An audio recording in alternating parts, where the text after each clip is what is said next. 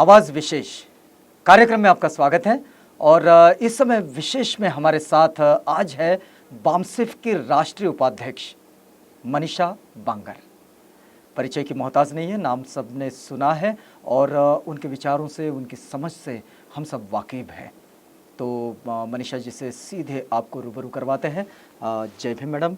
जय भीम। कार्यक्रम में आपका बहुत बहुत स्वागत है।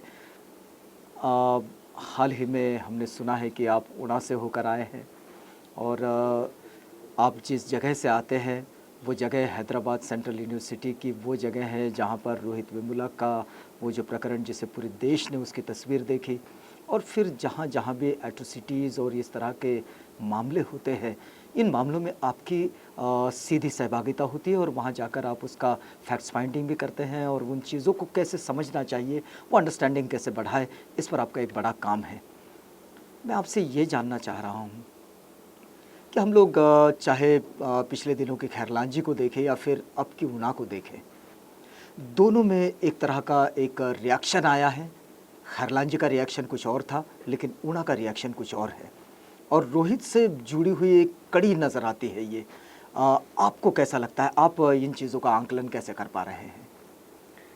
आपने सही फरमाया कि बामसिफ के माध्यम से और मूल निवासी संघ जो कि हमारी ऑफशूट ऑर्गेनाइजेशन है, फ्रंटल ऑर्गेनाइजेशन है, उसके माध्यम से हम लोग पिछले 4-5 सालों से अलग अलग जो एट्रोसिटीज़ और अत्यधिक अत्याचार जो हमारे लोगों के ऊपर हो रहे हैं, मूल निवासी बहुजन समाज के लोगों के ऊपर हो रहे हैं, तो वहाँ तक पहुँचने की हम लोग पूरी कोशिश कर रहे हैं और लोगों को राहत दे रहे हैं।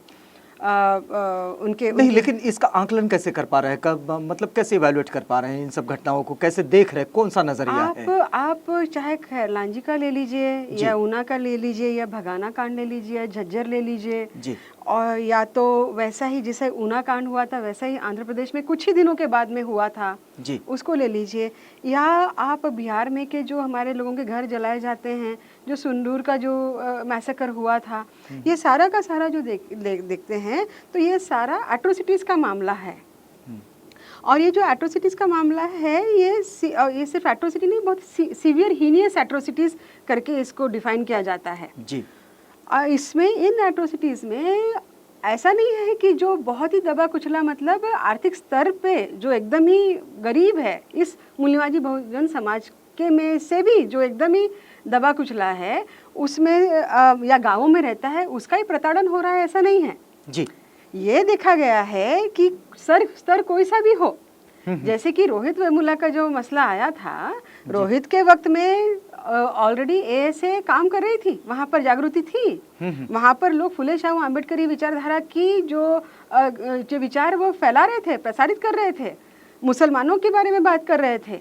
तो जो इंटेलेक्चुअल जो एक्टिविटी होती है, जो इंटेलेक्चुअल क्लास जो है, अब Rohit is embodiment of intellectual class or intellectual person, not a class but person, educated, well educated, learned, समाज को दिशा देने वाला, समाज में परिवर्तन लाने वाला एक वॉरियर, एक क्रांतिकारी व्यक्ति, इस तरह से उसके वक्तव्य आता है, उसका जो व्यक्तिमत्व आता है उस तरह से आता है। और रोहित एक व्यक्ति है, मगर उसकी छाया, उसकी परछाई और उसका जो रिफ्लेक्शन है हमारे पूरे देश के युवा वर्ग में आ रहा है।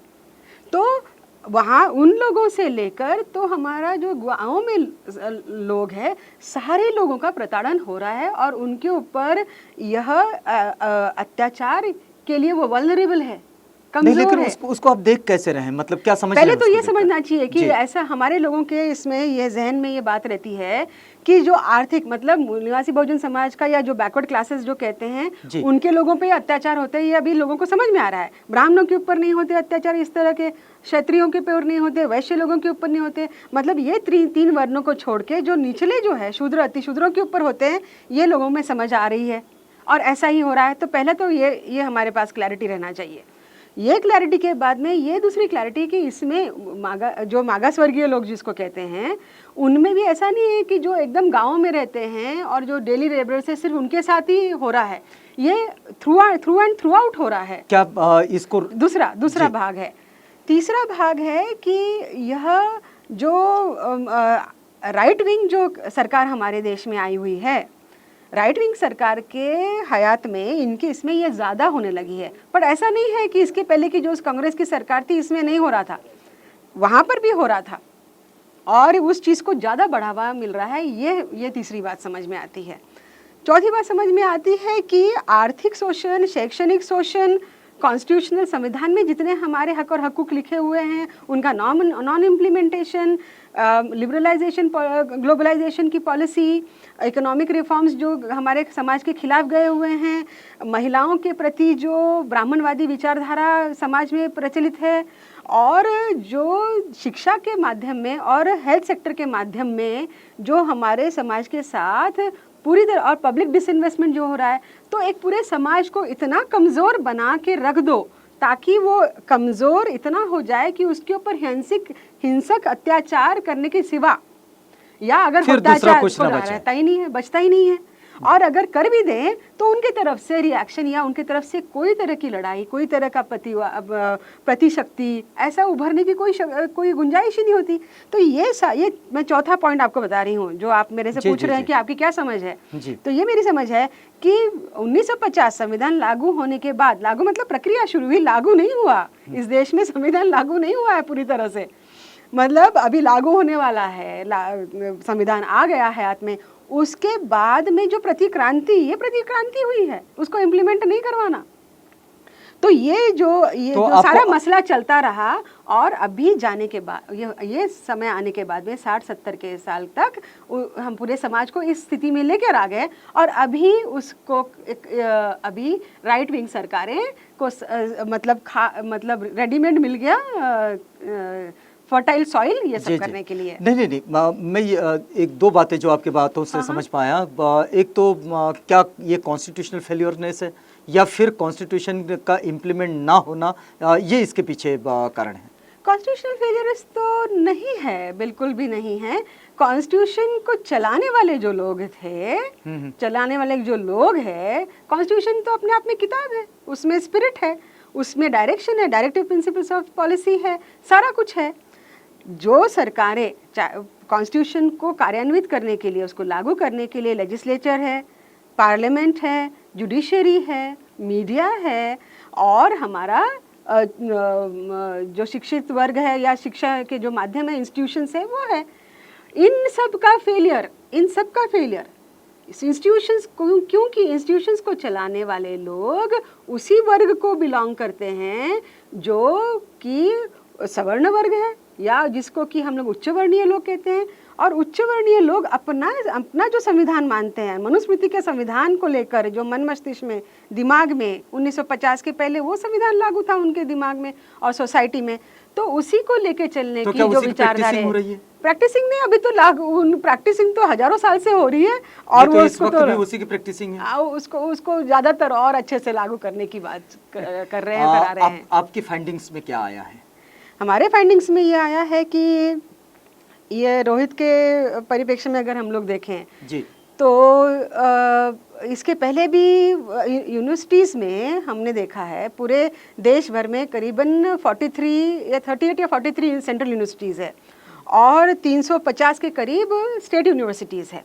अब ये सारे के सारे स्टेट यूनिवर्सिटीज़ में जितने भी सुसाइड्स जो हुए हैं, वो उनका आकलन अगर जब करते हैं तो शेड्यूल कास्ट, शेड्यूल ट्राइब्स और ओबीसी के लोगों के बच्चों ने किया हुआ है, स्टूडेंट्स ने किया हुआ है। तो क्या वजह, क्या उनकी हुई है। दूसरी बात, यूनिवर्सिटीज़ में ये देखा गया है कि सेंट्रल यूनिवर्सिटीज़ में शेड्यूल कास्ट, शेड्यूल ट्राइब्स और ओबीसी की फैकल्टी का रिप्रेजेंटेशन ही नहीं दिया गया, बहुत ही कम है, 2% से भी कम है, 1% से कम है। सारे के सारे ब्राह्मण और सारे के सारे उच्च वर्णीय लोग बैठे हुए हैं वहाँ पर। और ये देखा गया है कि केसेस जैसे कि सेंथिल कुमार जो कि तमिलनाडु से थे और हैदराबाद सेंट्रल यूनिवर्सिटी में वो पढ़ते थे, उन्होंने 2008 की बात है जब उनका ये हुआ था, केस इतने दिन तक चली, और जो जुडिशरी ने अपना जो निभाना चाहिए, रिस्पॉन्सिबिलिटी निभानी चाहिए, जुडिशरी की क्या ये है कि कॉन्स्टिट्यूशन को अगर लागू कराना है, सही मायने में कराना है, तो हक और न्याय की बात करनी चाहिए, उसको इस तरह से इंटरप्रेट करना चाहिए। उन्होंने रूलिंग ये दिया कि the entire department is responsible, मतलब किसी एक व्यक्ति को भी अभी तक अरेस्ट नहीं किया गया है उसमें। तो आप ऐसा मानते हैं तो कि दिस इज अ बिट्रियल में कोई रिप्रेजेंटेशन ना होना ये भी इसके पीछे एक कारण है? जरूर, निसंदेह निसंदेह ये वजह है।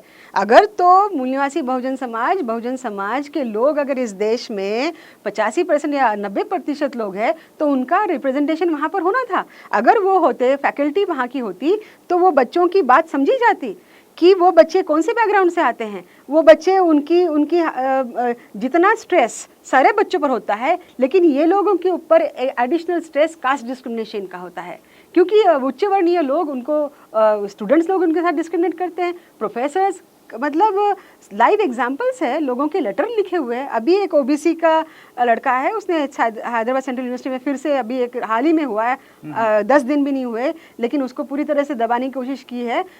उसने लेटर लिखा हुआ है, लेटर का भी अभी जायज़ा शुरू है, उसमें भी सामने बात आ रही है कि उसका हरासमेंट, और ये तो सर्वेज में, और अभी ये तो सर्ववादित बात हो गई है, सर्ववादित है कि प्रोफेसर लोग और एसोसिएट प्रोफेसर लोग उनको जल्दी से टॉपिक्स नहीं देते, उनको लटका के रखते हैं, उनका असेसमेंट नहीं करवाते, उनको सिनॉप्सिस नहीं देते, उनके साथ डिस्क्रिमिनेट करते हैं, उनका मनोबल तोड़ देते हैं, उनको कमज़ोर बना देते हैं, इस तरह से कि वह उनके पास कोई और चारा ना रहे कि वो छोड़ जाए। अब छोड़ के जाएंगे तो घर में उन्होंने खेतियाँ और गहने और क्या क्या नहीं बेच के उन्होंने ये उच्च संस्थानों में यहाँ पर वो पहुँचे हुए हैं। अगर वो इतना करके जब पहुँचते हैं, माँ बाप और वो लोगों ने लोन निकाले हुए हैं, इस तरह से करके अगर वो वापस जाते हैं तो उनका फ्यूचर पूरा ख़राब कर देते हैं, ये लोग करियर ख़राब कर देते हैं।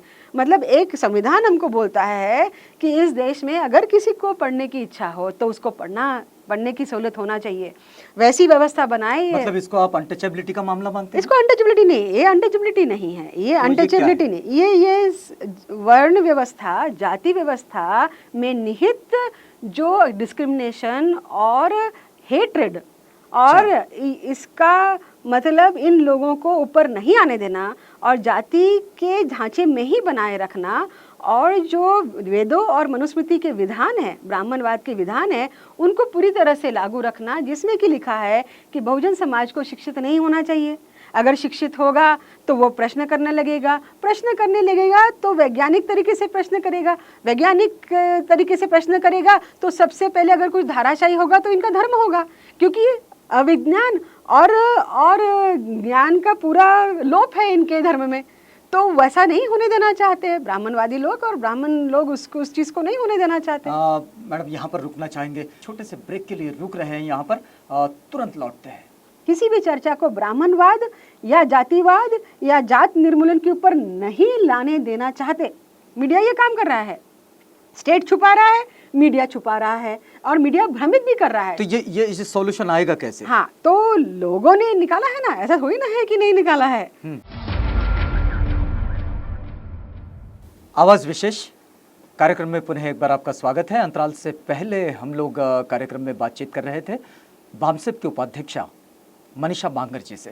मनीषा मैडम, एक बात जो हमने अंतराल पर जाने से पहले जो आपसे हमने समझने की कोशिश की है कि रोहित वेमुला केस में क्या क्या हुआ है और सारी यूनिवर्सिटीज़ में किस तरह का डिस्क्रिमिनेशन चल रहा है।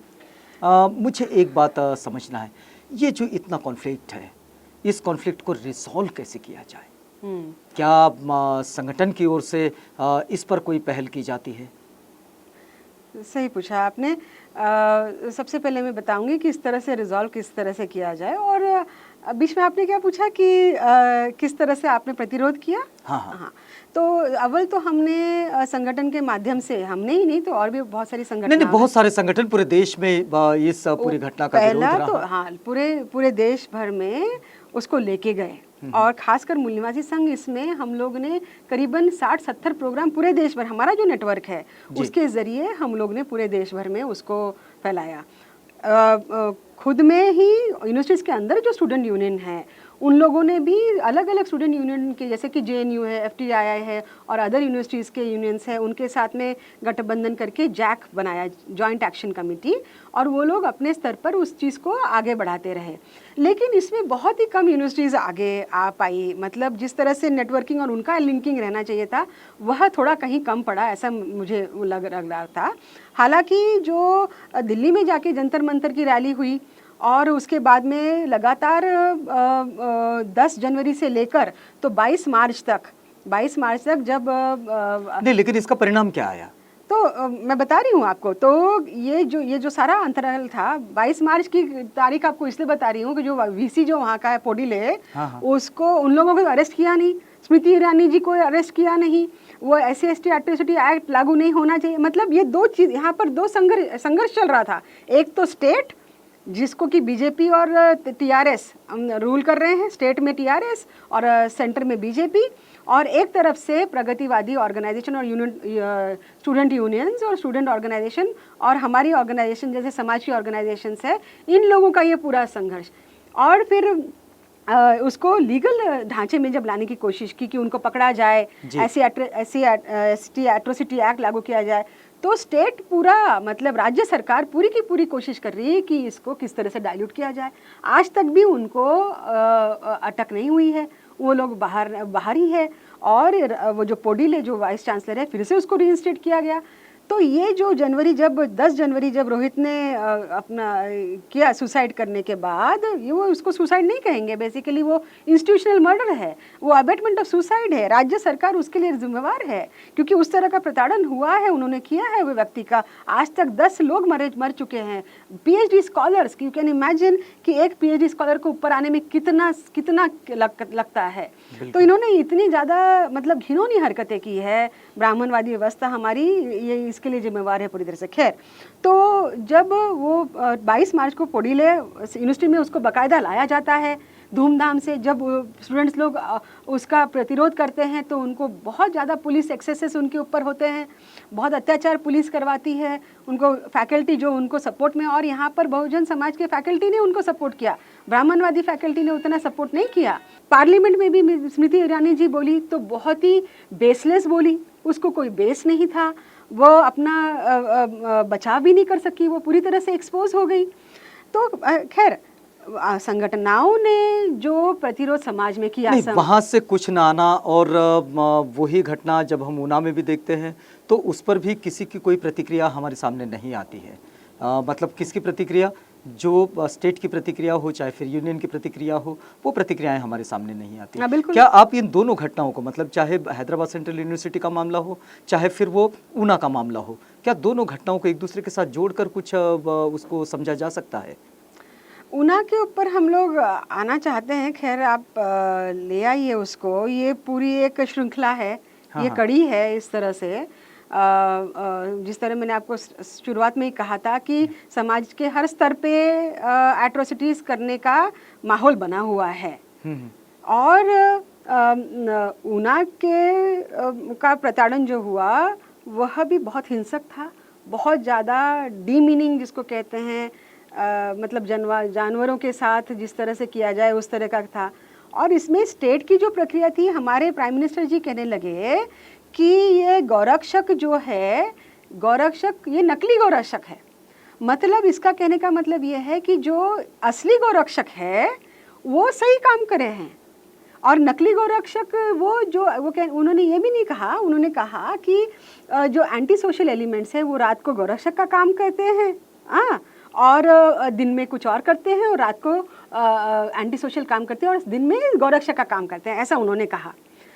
तो इन्होंने प्राइम मिनिस्टर जो ये इतनी रिस्पॉन्सिबल, मतलब देश का प्राइम मिनिस्टर अगर ऐसा कहता है, उन्होंने तो इस चीज़ को लेजिटिमेसी दी है, उन्होंने उसको इंस्टीट्यूशनलाइज करने का मामला किया है। ये एक्स्ट्रा कॉन्स्टिट्यूशनल है, एंटी कॉन्स्टिट्यूशनल है। गौरक्षक कोई इंस्टीट्यूशन नहीं है, इस पर आपकी कोई पोजीशन नहीं है, ये कोई पोजीशन नहीं है। लेकिन इन फैक्ट्स पर आपकी क्या भूमिका बनती है? हमारी भूमिका ये है कि अगर तो प्राइम मिनिस्टर ने ऐसा वक्तव्य नहीं करना चाहिए था, उन्होंने एक्सपोज कर दिया अपने आप को, ये बताने की कोशिश की वो आरएसएस के साथ जुड़े हुए हैं, और बीजेपी का जो संबंध आरएसएस के साथ में, उन्होंने एज अ आरएसएस पर्सन वो बात रखी है, प्राइम मिनिस्टर के हिसाब से नहीं रखी उन्होंने। तो वो इस देश की जनता को और यहाँ के मूल्यवासी बहुजन समाज को SC ST OBC और शूद्र अतिशूद्र करके देखते हैं, इस देश का नागरिक करके नहीं देखते। अगर तो ऐसा अगर देखते थे तो उनके मुंह से ये बात नहीं आती थी। हम लोग इस चीज़ को इस तरह से देखते हैं कि आपको किसी भी चीज़ को, जैसे कि काउ स्किनिंग का जो मामला है, ये तो पूरा ये व्यवसाय है, ये व्यवसाय है, लोग कई सालों से, और यहाँ पर इंडस्ट्रीज है, काऊ का गाय का चमड़ा निकाल के उसके जूते बनाना, उसके चमड़ा खाल निकाल खा के ये पूरा, ये और पूरी दुनिया को और इंडिया के और भारत के लोगों को क्या क्या मालूम नहीं है कि इसमें शेड्यूल कास्ट और शेड्यूल ट्राइब्स के और शेड्यूल कास्ट के पर्टिकुलर कम्युनिटी उसमें इन्वॉल्व है। तो कोई नई बात नहीं है। इस अगर उनको उसमें उनका प्रताड़न इन्होंने रोकना चाहिए था।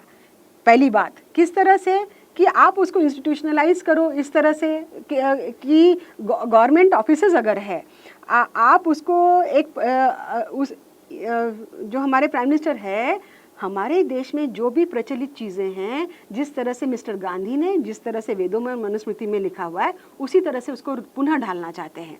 अक्टूबर 2 को वो वाल्मीकि के हाथों से झाड़ू लगवाते हैं, मतलब बताना चाहते हैं कि अगर झाड़ू लगेगा स्वच्छ अभियान को जातिवाद को बढ़ावा देने के लिए वापरते हैं। उसी तरह से गौरक्षक के बारे में इस तरह से वक्तव्य करना, उन्होंने जिनका कोई अस्तित्व नहीं है उन लोगों को अस्तित्व में लाना, ये उन्होंने किया है।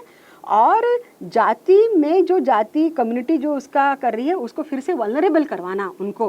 लेकिन मैडम, इन दोनों घटनाओं में जो ये जो प्रताड़ना हुई है, चाहे वो फिर रोहित की प्रताड़ना हो, फिर चाहे ऊना की प्रताड़ना हो, इन दोनों में एक विशेष रिफ्लेक्शन हमने देखा है कि रोहित की प्रताड़ना में भी उसकी माँ द्वारा एक बीच में हमने खबर सुनी थी कि वो बुद्धिज़्म को एक्सेप्ट करना चाहती है या फिर उसमें कन्वर्शन करना चाहती है, या फिर हमने देखा कि ऊना के वो लोग जो प्रताड़ित हुए वो भी इस एक्शन की ओर जा रहे हैं कि वो बुद्धिज़्म में कन्वर्शन करना चाहते हैं। क्या आपको ऐसा लगता है कि इसका रिफ्लेक्शन एक अलग तरह से आ रहा है? ये देखिए, इसके ऊपर तो वेज एंड मीन्स इसको माने जाएंगे। समाज जो है वो अपने तरीके से ये समस्याओं को किस तरह से इसका निराधन कर सकेगा, निराकरण कर सकेगा। लेकिन क्या आपको ऐसा लगता है कि ये जो प्रताड़ना है, इस प्रताड़ना का ये सही उपचार है? नहीं, मैं इसके ऊपर आती हूँ, मैं आपको बता रही हूँ। उसके पहले समाज में क्या हुआ है मैं बताना चाहती हूँ। तो आपको जो आप पूछ रहे थे मुझे कॉन्स्टिट्यूशनल फेलियर है क्या जी, मैं आपको दोबारा इन मसलों से और इन एग्जाम्पल्स से, मिसालें जो हम लोग ये इंसिडेंट्स जो ले रहे हैं, इससे ये बताना चाह रही हूँ कि जो सोल्यूशंस के माध्यम है कौन से हैं कि पार्लियामेंट में क्वेश्चन हो, पार्लियामेंट्री डेमोक्रेसी, उसमें से पार्लियामेंट के जो लोग हैं वो हमारे को रिप्रेजेंट नहीं कर रहे हैं, या हमारे जो नुमाइंदे उनकी पार्टीज में हैं वो मुंह खोल नहीं रहे हैं, इसलिए वहाँ पर सोल्यूशन नज़र नहीं आ रहा है। मिस्टर रामदास आठवले हो या मिस्टर उदित राज हो या हमारे जितने भी नुमाइंदे और ओबीसी के वर्ग के लोग हैं, वो लोगों ने भी पार्लियामेंट में आवाज़ नहीं उठाई। जुडिशरी के लोग जाके अपना याचना करना चाहते हैं, तो अभी देखेंगे आप केस लड़ रहे हैं वहाँ पर हैदराबाद में, वहाँ पर हमारे लोग, फैकल्टी अलग लड़ रही है, स्टूडेंट्स अलग लड़ रहे हैं, उसका अभी तक फास्ट ट्रैक करके अभी तक उन लोगों को अंदर करना था, तो जुडिशरी भी अपना काम नहीं कर रही है। नहीं, वो तो हमने खैरलांजी में भी देखा है। खैरलांजी में भी देखा, आपको याद होगा जिसको कि निर्भया कांड के नाम से जाना जाता है, जब सारे ये जो प्रताड़न है, चाहे बलात्कार हो, चाहे हीनियस एट्रोसिटीज़ हो, किसी भी नागरिक के ऊपर नहीं होनी चाहिए, और किसी भी नागरिक के ऊपर हो, चाहे कौन सी जात का हो, कौन से वर्ण का हो, अगर उसके ऊपर हो तो उसको न्याय मिलना चाहिए। और ये पूरे समाज में ये मैसेज जाना चाहिए कि अगर ऐसा हुआ तो वो कल्प्रिट्स लोगों के साथ में, वो बदमाशों के साथ में क्या सलूक किया जाएगा, ये जाना ज़रूरी है। वह गया, निर्भया के मामले में गया, किया उन्होंने, अच्छा किया, लेकिन जब आप उसके अंदर में घुसे, अंदर में जाके आपने देखा तो देखा कि वो उच्च वर्णीय लड़की थी, वरना शेड्यूल कास्ट महिलाएं और लड़कियां और मुस्लिम महिलाएं दिन दहाड़े, अभी मेवात की जो इंसिडेंस हुआ है जिसमें कि शक पड़ा मुस्लिम महिला के ऊपर कि लड़की के ऊपर कि उसने बीफ खाया होगा, तो उसका रेप कर दिया।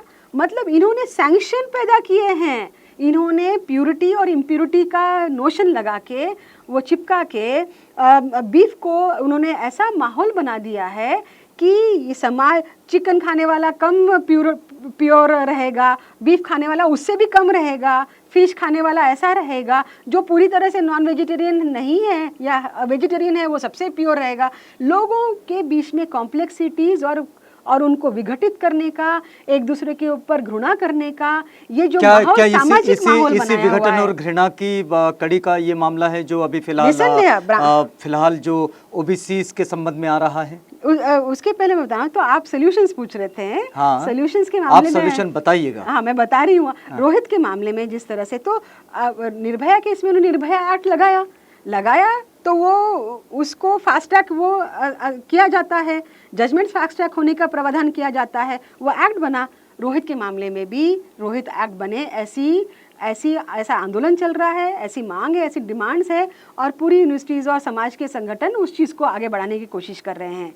जिस तरह से ऊना का कांड हुआ, SC/ST एट्रोसिटीज़ एक्ट ऑलरेडी है, लेकिन उसको और मजबूत करना चाहिए। और ये जो एक्स्ट्रा कॉन्स्टिट्यूशनल, एंटी कॉन्स्टिट्यूशनल, संविधान के खिलाफ और इंस्टीट्यूशन बनाने का मामला है, जातिगत पारंपरिक व्यवसायों को लेकर उन्होंने हाईलाइट करना चाहिए। आज आप देखेंगे कि वो चमड़ा का जो व्यवसाय है सबसे ज़्यादा ब्राह्मणों के और उच्च वर्णियों के ये है व्हाट यू कॉल कसाई घर है, और वहाँ उनका बिजनेस सबसे ज़्यादा है। शेड्यूल कास्ट के लोग तो बेचारे वो सबसे मामूली काम में फंसे हुए हैं, पहली बात। दूसरी बात, इन लोगों अगर ऊना के वो 4-5 लोग या पूरी कम्युनिटी को अगर वो सोच भी लेते, उन्होंने अपना सोल्यूशन निकाला कि हम लोग बॉयकॉट कर लेंगे करके, खुद ही बॉयकॉट कर लेंगे, ये काम करना हम छोड़ देंगे। बाबा साहब ने भी कहा था, तब उस वक्त कहा था, बाबा साहब ने तब इसलिए कहा था कि बाबा साहब को मालूम था कि मैंने ऐसी व्यवस्था, हम लोगों ने, नेशन बिल्डर्स लोगों ने ऐसी व्यवस्था शिक्षा की बनाई रखी है कि अगर ये काम छोड़ भी देते हैं तो शिक्षा ले सकेगा मेरा समाज, हमारा समाज। तब उनको मालूम था। लेकिन आज तो संविधान लागू है तो शिक्षा तो लागू होनी चाहिए थी अभी तक। तो अगर ये लोग अपना व्यवसाय छोड़ भी देते तो प्राइवेटाइजेशन की वजह से क्या वो शिक्षा का के माध्यम में वो जा पाएंगे? उनके लिए कोई ऑल्टरनेटिव एम्प्लॉयमेंट है? उनके लिए ऑल्टरनेटिव एम्प्लॉयमेंट नहीं है। कुछ महीनों के बाद में आप देखेंगे कि वो पूरा का पूरा समाज, ऊना के जितने 50 घर है उस गांव में जो इस व्यवसाय को कर रहे हैं, पुनः वो लोग वापस जाके उसी व्यवसाय में लगने वाले और अपने आप को गौरक्षों के हवाले करने वाले। यही स्थिति होने वाली है।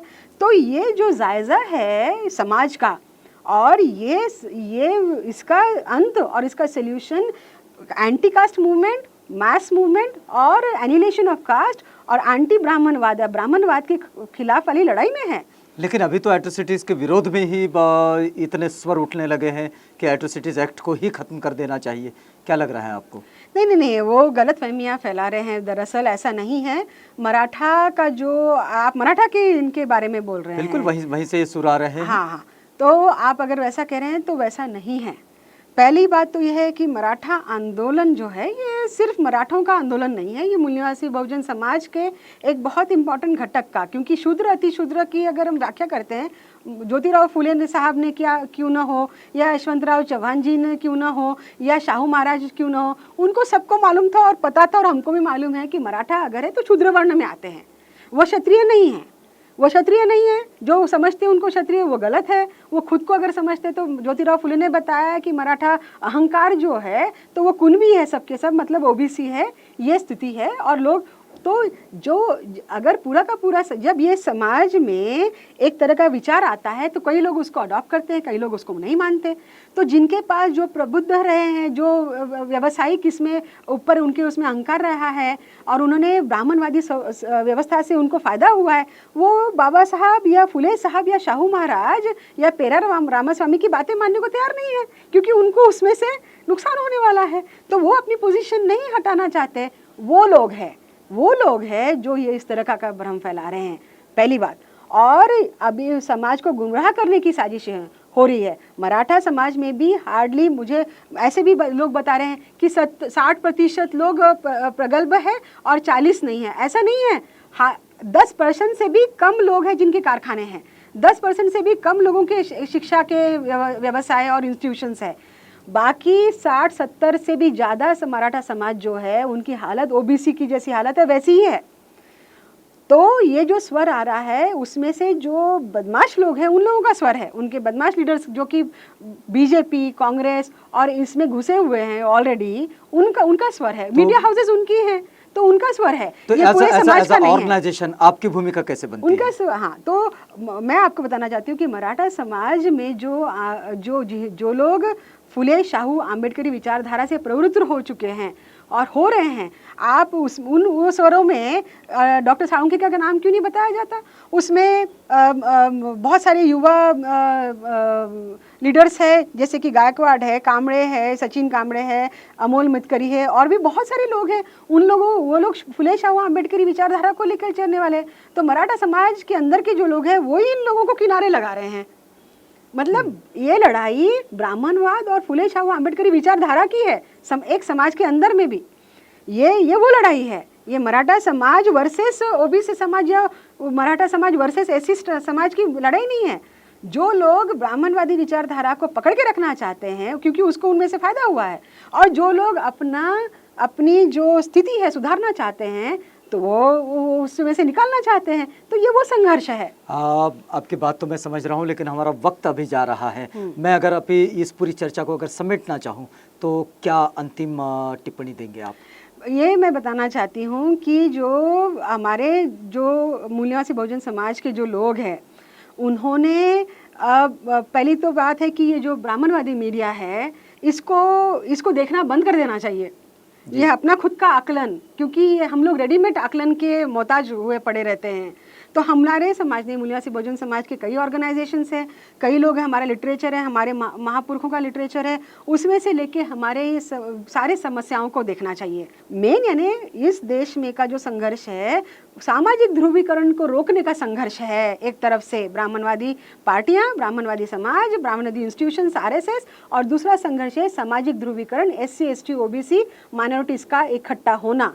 और चाहे वो बीफ का मामला हो, हिंसक अत्याचार हो, मराठा आंदोलन हो, या इसको वो ट्विस्ट इस तरह से करते हैं, एक तो एट्रोसिटीज करते हैं, और उसको लड़ने की अगर प्रक्रिया होती है, खापोडी का जो मामला है वहाँ पर कुछ लोगों ने और उनको ही हाईलाइट करके बताया जाता है, लेकिन जिन मराठा लोगों ने ये कहा है कि खबर, जिस तरह से शिवाजी ने अब महिला को अगर कोई हाथ लगाएगा, गैर हो या अपनी हो, इस तरह से बुरी रीत से देखेगा तो हाथ कटवा देंगे, और स्टेट के तरफ से उनका पनिशमेंट होगा, ऐसा बोला है।